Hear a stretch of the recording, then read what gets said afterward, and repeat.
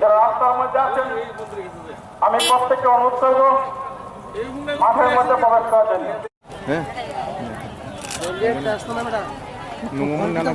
অভিভাবক লোকপ্রিয় সাংসদ মাননীয় শ্রী রেবতী তাদেরকে বরণ করে নিচ্ছেন। আমাদের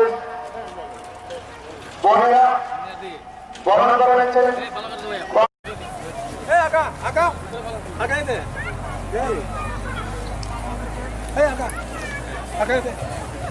আমাদের অনুষ্ঠান স্থলে এসে উপস্থিত হয়েছেন রাজ্য জনজাতিদের অভিভাবক, আজকের এই অনুষ্ঠানের সম্মানিত সম্পাদিকা শ্রী মনিহার দেববর্মা মহোদয়, ভারতীয় জনতা পার্টির কয় মন্ডলের সম্মানিত সভাপতি ভাইস চেয়ারপারসন শ্রী তপস্কান্তি দাস মহোদয়, কোয়াই জেলা পরিষদ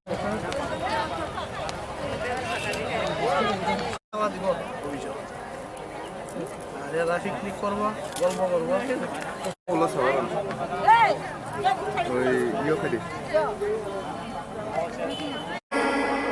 শ্রী চন্দ্রশেখর, শ্রী ইন্দুভূষণ গুহালা,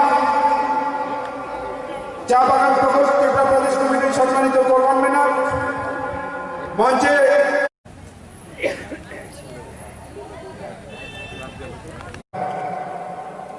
ওনাদেরকে পুষ্পস্তবক দিয়ে বরণ করে নেওয়া হচ্ছে।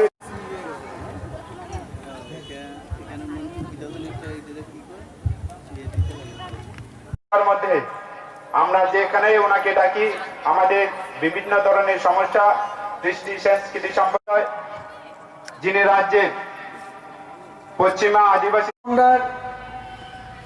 জীবন কাহিনী, বিশেষ করে ওনার স্বাধীনতা সংগ্রামে যে অবদান, সমাজকে একত্র করার ক্ষেত্রে ওনার অবদান ইত্যাদি বিশদভাবে আলোচনা করার চেষ্টা করেছেন।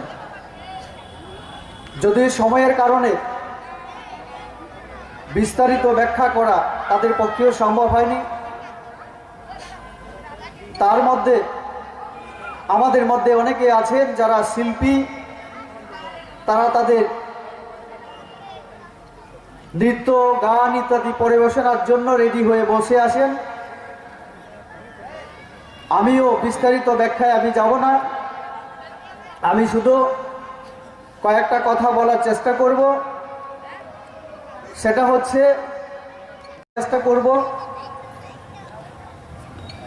আসলে আমি প্রথমে অনুরোধ করতে চাই, পশ্চিমা যে শব্দ, এই শব্দ আমাদের ব্যবহার না করলেই ভালো। আমি যখন রাজনীতিতে জড়িয়ে পড়ি, বিশেষ করে গত 2019 বা তার একটু আগে সাংগঠনিক কাজে এই জেলায় আমার আসা শুরু হয়, বা তার আগে থেকে আমি শুনেছিলাম, কিন্তু বাস্তবে 2017-18 থেকে আমার এই সম্প্রদায়ের সঙ্গে সরাসরি কথা বলা, একসঙ্গে বসা ইত্যাদি আমার সৌভাগ্য হয়। আমারও মনের মধ্যে নানান প্রশ্ন জেগেছিল সেই সময়, কেন পশ্চিমা আদিবাসী বলা হয়।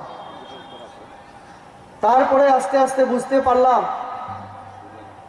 আমাদেরকে বলা হয় আমরা যারা নর্থ ইস্টের মানুষ, সে বাঙালি হোক বা জনজাতি হোক, আমরা যখন দিল্লিতে যাই, নর্থ ইন্ডিয়ায় যাই, সাউথ ইন্ডিয়াতে যাই বা ওয়েস্ট ইন্ডিয়াতে যাই, আমাদেরকে বলা হয় নর্থ ইস্টের মানুষ। এটা পরিচয় হতে পারে না।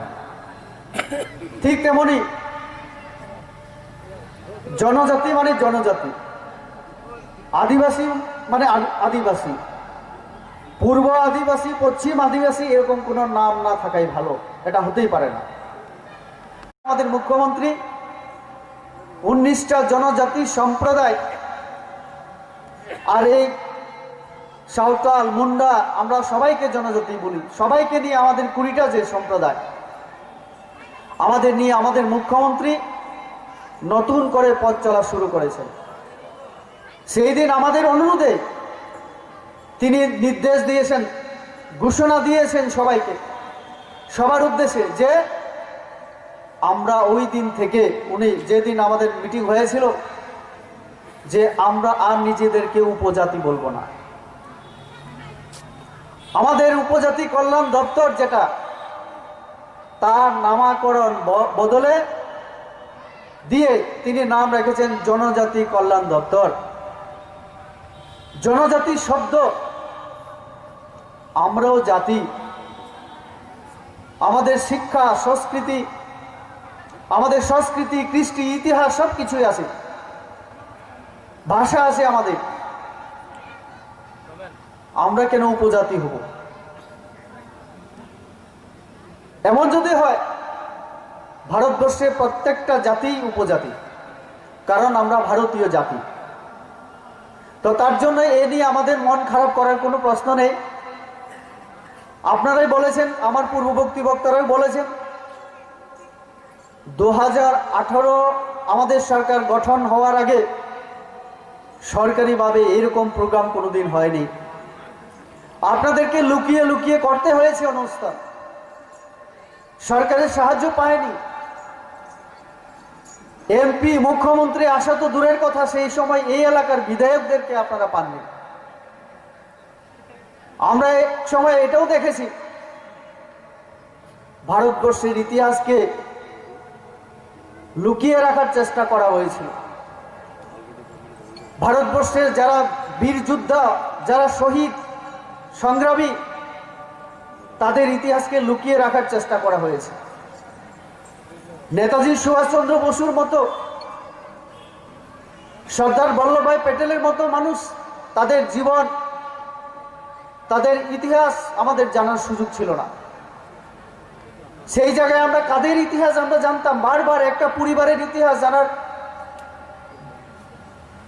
ইতিহাস প্রচারের চেষ্টা করা হয়েছিল।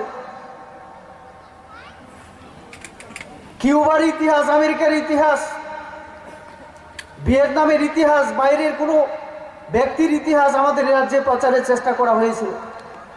আমার বাড়ির কাছে, আমার পাড়ার, আমার ভারতবর্ষের কোনো গ্রামের, কোনো পাহাড়ে